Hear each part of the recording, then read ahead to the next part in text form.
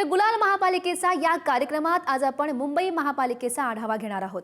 महाराष्ट्राची राजधानी आणि भारताची आर्थिक राजधानी मुंबईवर यंदा कुणाची सत्ता असणार याचा फैसला येत्या काही दिवसात होणार आहे।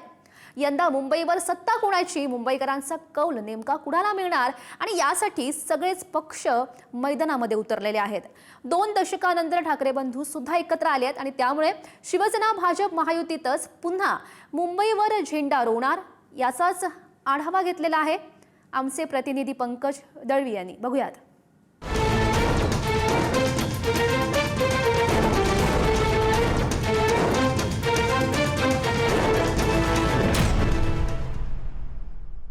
मुंबई महानगरपालिका तब्बल 74,727 कोटींचं बजेट असलेली देशातली सगळ्यात श्रीमंत महानगरपालिका।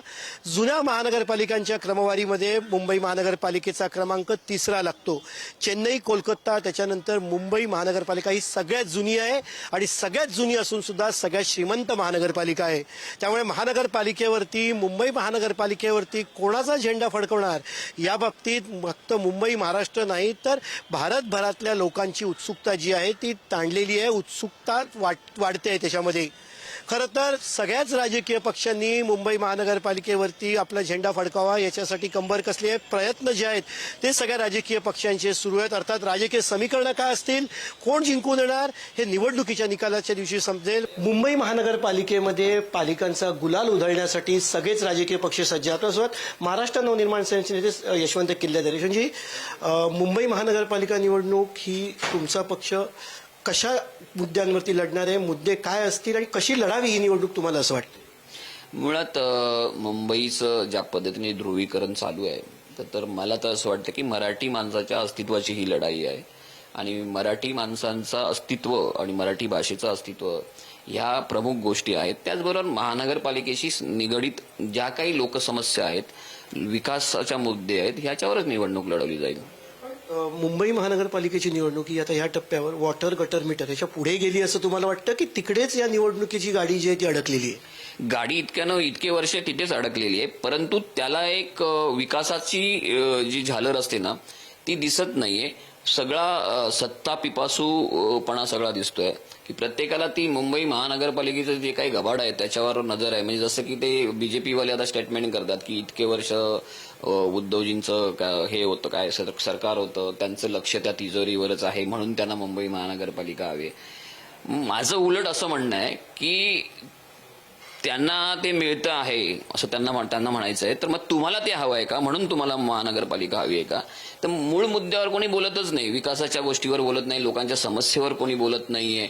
आपल्या मराठी माणसांना जे काही वागणूक मिळते इतर प्रांतीय लोकांकडून याबाबत कोणी बोलत नाही। काहीतरी एक कुठेतरी दिशाहीन चर्चा केली जाते। अगदी मध्येच हिंदुत्व आणि मध्येच काहीतरी हिंदू मुस्लिम वाद काढला जातो, भगवा हिरवा वाद काढला जातो। तुम्ही मूळ मुद्दे पासून तुम्ही कुठेतरी लोकांना दूर न्यायचा प्रयत्न करताय। हे न होता प्रमुख जे मुंबईच्या समस्या आहेत त्या समस्यांवर निवडणूक लढवली गेली पाहिजे ही आमचं मत आहे। राज ठाकरे साहेबांनी ना कधी मराठीच्या मुद्द्यावर किंवा मराठी माणूस आणि मराठी भाषा संस्कृती याच्यावर कधीच तडजोड केली नाही। मग कितीही समोरचे लोक, कितीही मित्र असोत किंवा कितीही जवळचे संबंधातली लोक असोत त्यांना त्यांनी विरोधच केलाय। आणि आज मुंबईसाठी मराठी माणूस आणि मराठी माणसाचं अस्तित्व ह्याची लढाई आहे। त्यामुळे मला वाटतं की लोकांनी त्यासाठी राज ठाकरे साहेबांना मतदान करावं। महापालिकांचा गुलाल 16 तारखेला कोण उधळणार? नक्कीच आम्हीच उधळणार, आमची युती उधळणार। मुंबई महानगरपालिका कोणाची, भारतातली सगळ्यात श्रीमंत महानगरपालिकेच्या चाव्या कोणाच्या हातात असणार? बरीच रणधुमाळी चालू आहे, आरोप प्रत्यारोप। आपल्यासोबत एकनाथ शिंदे यांच्या शिवसेनेच्या नेत्या शीतल म्हात्रे आहेत। तुम्ही अनेक वर्ष महानगरपालिकेचा तुम्हाला अनुभव आहे आणि त्याच्याही पेक्षा महत्त्वाचं म्हणजे तुम्ही अनेक वर्ष पत्रकार म्हणून हे बघितलेलं आहे। काय वाटतं ही निवडणूक कशी लढली गेली पाहिजे? पंकज, पहिल्यांदा तर आता आमची शिवसेना हीच खरी शिवसेना आहे। आता ती फक्त एकनाथ शिंदेची शिवसेना नाही तर ती शिवसेना आहे। हे मला वाटतं आत्ताच जे नगर परिषदेचे निकाल आले त्याच्यावरून दिसलं असेल। कारण महाराष्ट्रातल्या सर्व मराठी माणूस ज्याच्याबद्दल हे मोठं सगळं राजकारण चाललेलं आहे ते मराठी माणसं आणि त्याच पद्धतीने लाडक्या बहिणी यांनी ठामपणे शिंदे साहेबांबरोबर उभं राहायचं ठरवलं आणि कशा पद्धतीने ते उभे राहिले तुम्ही बघितलं। तर आम्ही जी कामं केलेली आहेत त्याच्या बदल्यात मतं मिळवणार, पण त्याच्या विरोधात ज्यांचा बँड वाजलेला आहे आत्ताच्या रिझल्टमध्ये ते लोक मात्र फक्त समोरच्यावर टीका टिप्पणी करणं ह्याच्या पलीकडे त्यांच्याकडे कुठलाही अजेंडा नाही. आम्ही विकासाचा अजेंडा घेऊन जाणार. मोठ्या प्रमाणात बिल्डर्सने फसवलेलं आहे. SRA मध्ये सर्वसामान्यांना फसवणूक करण्यात आली. पिढीच्या पिढी बाहेर आहे, पैसे मिळालेले नाही आहेत, भाडं मिळत नाही आहे. परंतु यामध्ये आम्ही एक सोल्युशन काढलेलं आहे. त्याची सुरुवातही केली आहे. रमाबाई आंबेडकर नगरमध्ये आम्ही क्लस्टर डेव्हलपमेंट सुरू केलेलं आहे.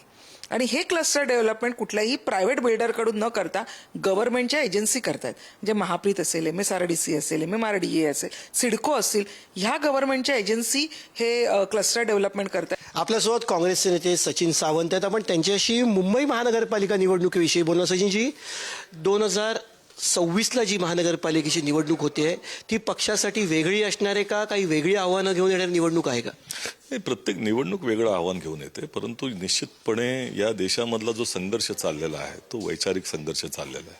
आणि आम्ही वेळोवेळी स्पष्ट केलं आहे की काँग्रेस सत्तेसाठी नाही, काँग्रेसचं अस्तित्व सत्तेमुळे नाही आहे. काँग्रेसचं अस्तित्व काँग्रेसच्या विचारधारेमुळे आहे. आणि त्या विचारधारेशी प्रत्येक निवडणुकीमध्ये आम्ही संघर्ष करत असतो. आणि त्यामुळे ही निवडणूक तर अधिक महत्त्वाची ह्यासाठी आहे की या महाराष्ट्रातलं वातावरण अत्यंत गढूळ करण्याचं काम भारतीय जनता पार्टीने केलेलं आहे.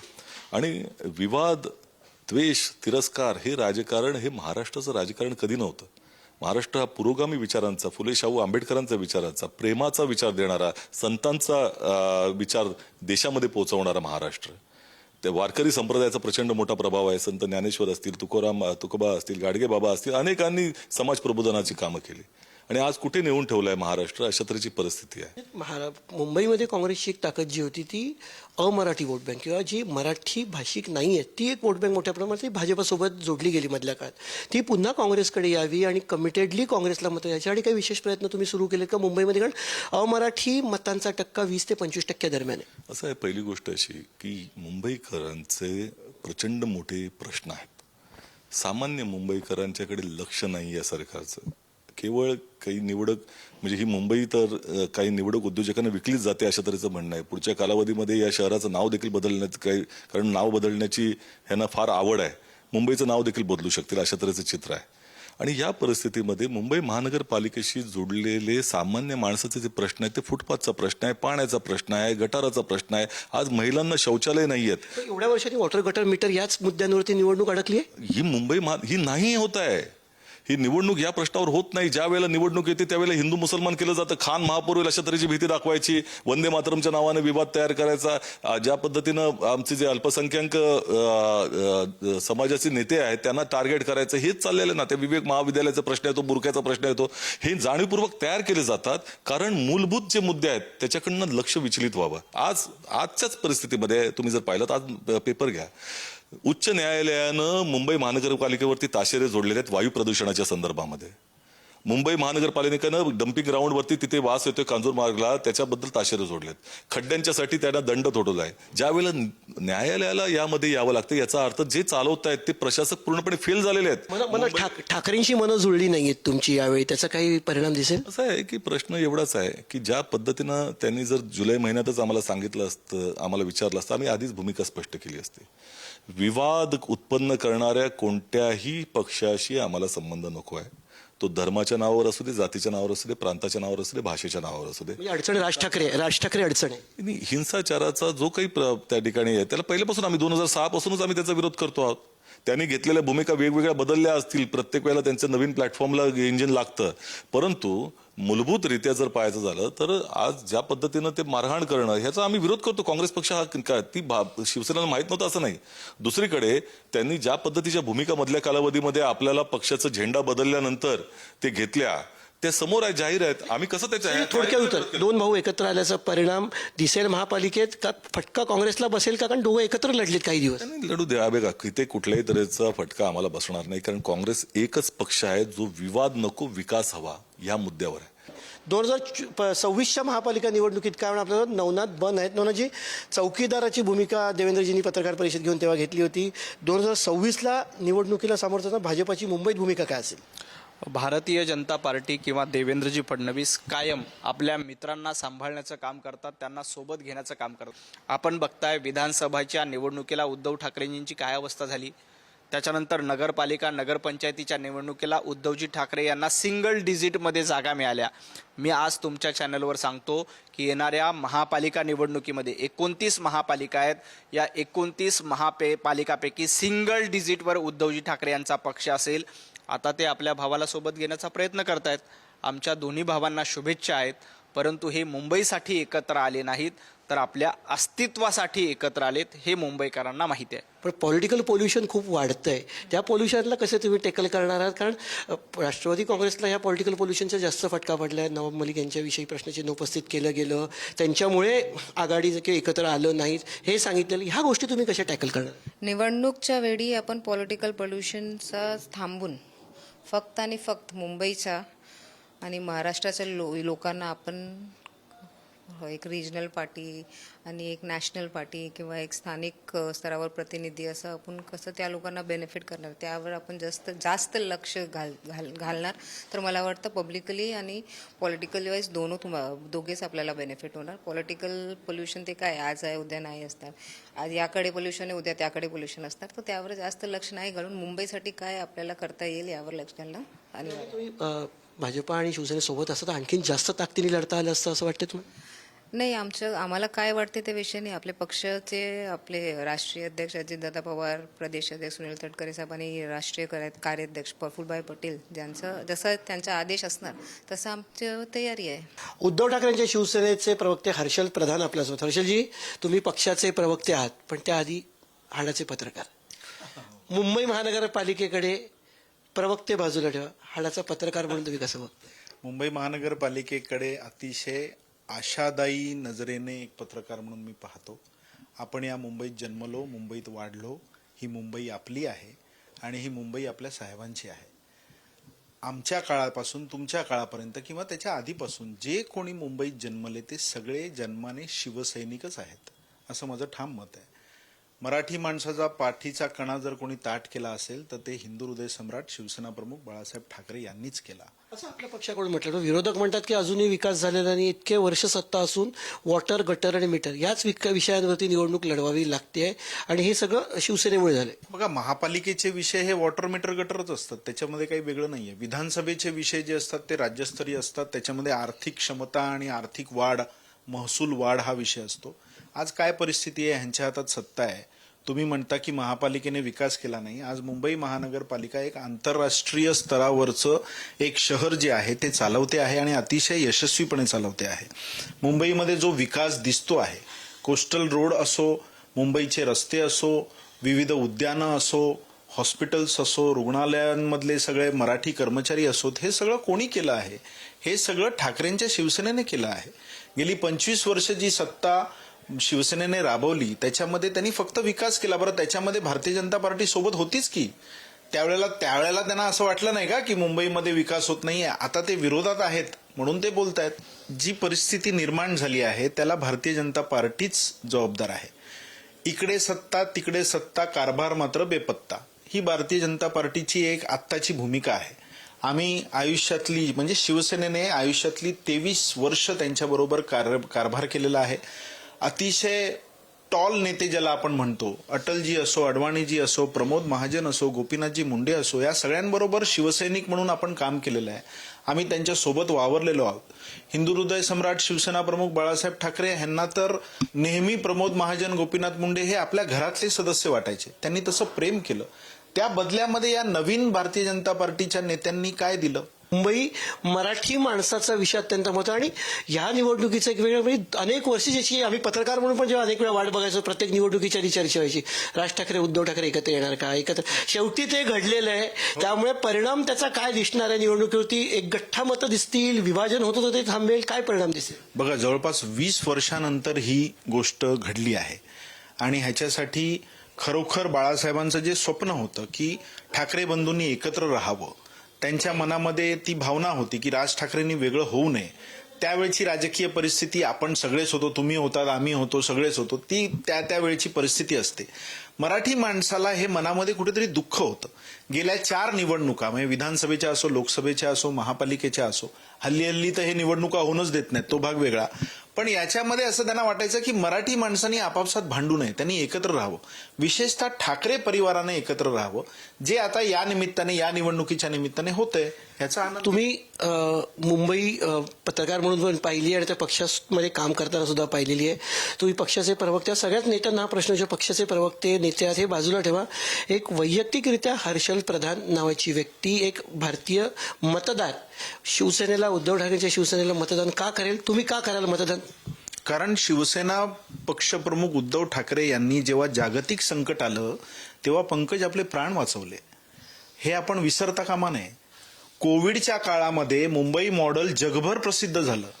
वर्ल्ड हेल्थ ऑर्गनायझेशनने त्याची दखल घेतली, स्वतः पंतप्रधानांनी दखल घेतली, सर्वोच्च न्यायालयाने दखल घेतली.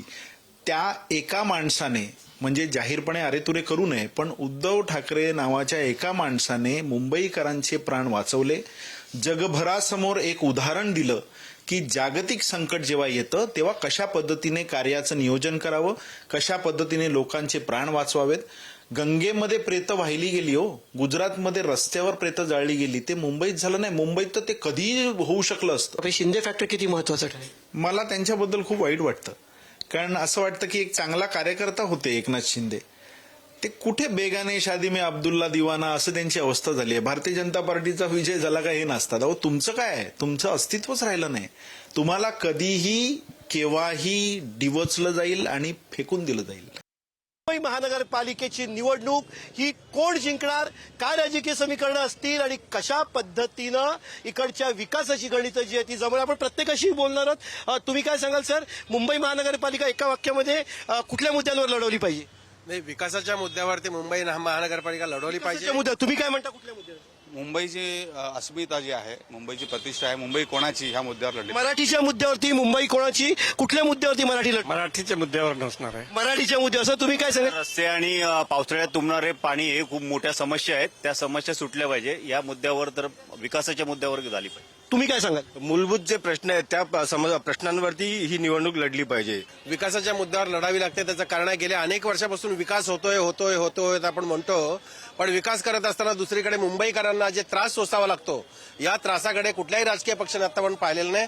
त्यांनी जर पाहिलं असतं तर विकास प्रामुख्याने झाला असता, पण विकास होताना लोकांना जो त्रास होतो, लोकांना जे काही खस्ता खाव्या लागतात, हे पाहिल्यानंतर हा विकास होतो की केवळ पैसा खर्च होतो असं म्हणता येईल. तो एक तर 2005 मध्ये जे मुंबईमध्ये मिठी नदीला पूर आला होता आणि त्यानंतर मिठी नदीचा जो विकास करायचा होता, गेल्या 20 वर्षामध्ये अजूनही मिठी नदीचा विकास झालेला नाही. जे खोलीकरण व्हायला पाहिजे होतं, रुंदीकरण व्हायला पाहिजे होतं, याच्यावर 10,000 कोटी रुपयापेक्षा जास्त खर्च झालेले आहेत. दुसरा मुद्दा म्हणजे पावसाळ्यात हिंदमातामध्ये मोठ्या प्रमाणात पाणी तुंबतं, आजही तुंबलं जात आहे. सायन गांधी मार्केट जवळ पाणी तुंबायचं तेवढं तुंबतंय. त्यामुळे हे जर सर्व नागरिकांनी पाहिले तर तुम्ही कुठे आहे विकास? मुंबई महापालिका म्हटलं की आजपर्यंत आपण निवडणुका आल्या की हे पाहत होतो की वॉटर मीटर आणि गटर ह्या मुद्द्यावरती मुंबईची महापालिका लढली होती. पण मला असं वाटतं ह्यावेळेची मुंबईची महापालिका निवडणूक आहे ती खूप वेगळी आहे. 4 वर्षांनी ह्या निवडणुका होत आहेत आणि आता मुंबईमध्ये मुंबई सामान्य मुंबईकराची आहे की धनदानग्या उद्योगपतींची आहे? हे बघा, हे तर नक्की आहे की ते आता भटकले आहेत. ते होता फक्त जातीवाद मुद्द्यावर निवडणूक होणार आहे, हे नक्की आहे. पण मुंबई महानगरपालिका सुद्धाही भटकली आहे. मुंबई महानगरपालिकेचं काम काय आहे? शाळा, हॉस्पिटल आणि स्वच्छता, हे तिन्ही काही कामाचं नाही झालं आहे. फक्त डेव्हलपमेंट म्हणजे ते काय कोस्टल रोड बांधले, जे हे फायदेच आहे, पण ते बीएमसीचं काम नव्हतं. जे बीएमसीचं काम नव्हतं तो सोडून बीएमसी दुसऱ्या कामात लागली. हॉस्पिटलमध्ये बघा तर लोकांना काही सुविधा भेटत नाहीये. स्वच्छता कुठे मुंबईत राहिली नाहीये, 30% गेली आहे मुंबई स्वच्छता. आपल्यापेक्षा छोट्या राज्याच्या नगरपालिका ते पहिला नंबर काढतात. नवी मुंबई जिथे की 75,000 कोटीचं बजेट आहे, ते म्हणतात की स्वच्छता नसते, सुरक्षा नसते, सुविधा नाही आहेत. मग हा पैसा जातो कुठे? तुम्ही महापालिका कव्हर करता, कशा पद्धतीने या सगळं पैशाचं फ्लो असतो तो? नाही, पैशाचा फ्लो म्हणजे कसं, आताचं जे राजकारण सुरू आहे ना, तो विकास तर भरकटला, यांच्या आरोप प्रत्यारोपामध्ये भरकटले गेला आहे. जो मूलभूत सुविधा द्यायच्या त्या आजही दिल्या जात नाहीयेत आणि त्या आता जे मतदान आहे मुंबईकरांनी मतदान असं केलं पाहिजे की जो विकास खरोखर करेल त्यालाच मतदान केलं पाहिजे. नाही, प्रामुख्याने राजकीय पक्षाने विकास हा मुद्दा निमित्तानं घेतलेला आहे, पण प्रत्यक्षात पाहिलं तर समोरच्या पक्षामधल्या कार्यकर्त्यांना खेचून घेणं ज्यांची ताकद आहे, कारण ह्या स्थानिक स्वराज्य संस्थांच्या निवडणुका ज्या असतात त्या व्यक्ती स्तरावर असतात, कारण राजकारणापेक्षा त्यांचं काम किती महत्वाचं आहे. असं काम केलेल्या एखाद्या पक्षातील कार्यकर्त्यांना आपल्याकडे फोडून घ्यायचं, त्याला आमिष दाखवायची, त्यांना आश्वासन द्यायचे, अशा पद्धतीने आपल्याकडे घ्यायचा. विकासाचा मुद्दा त्यांनी जर घेतला असता तर विकासाच्या मुद्द्यावर त्यांनी घेतला असता, पण त्या कार्यकर्त्यांना जवळ घेऊन हे निवडणुका लढवल्या जातात आणि त्या लढवल्या जात असल्यामुळे इतर पक्ष किंवा मतदार म्हणून ज्यांना तो अधिकार पाहिजे विकासाचा मुद्दा तेच लावून धरतात, त्यांचा तो विकासाचा मुद्दा प्रामुख्याने लक्ष दिलं जात नाही. नाही, प्रशासक राजमुळे तर मुंबईकर वैतागलेलेच आहेत, पण त्याचा दाद फिर्याद मागायला ज्या सरकारकडे जायला त्या सरकारनेच प्रशासक राज बसवल्यामुळे इथे मुंबई महापालिका म्हणून आपण जे पूर्वी जी व्यवस्था होती ती उद्ध्वस्त झालेली आहे पूर्णपणे. मुंबईकरांच्या हाती काय लागेल या निवडणुकीनंतर? उद्धव ठाकरेंची शिवसेना आणि मनसे आजच एकत्र आली आहे आणि ते एकत्रच तेही या निवडणुकीला सामोरे जाणार आहेत. त्याच्यामुळे प्रतिस्पर्धी आहे, त्यांच्यामध्ये एक धक्कादायक वातावरण आहे, कारण हे दोन भाऊ एकत्र येऊ नये यासाठी प्रयत्नाला लागले होते सत्ताधारी, पण अखेर हे दोघे जण एकत्र आले आहेत. महाविकास आघाडी म्हणून जर ते एकत्र आले असते त्याचा आणखी फायदा झाला असता, पण या घडीला कुठल्याही परिस्थितीमध्ये विरोधकांना संधी मिळू नये याकरिता सत्ताधारी पक्षांनी अतिशय जोरात कामं आपण काय केली ते दाखवण्याचा प्रयत्न केलाय, पण मुंबई त्याच्यात खुश नाही आहे, हे वास्तव आहे. कॅमेरामन विजय देशमुखसह पंकज दळवी, पुढारी न्यूज, मुंबई.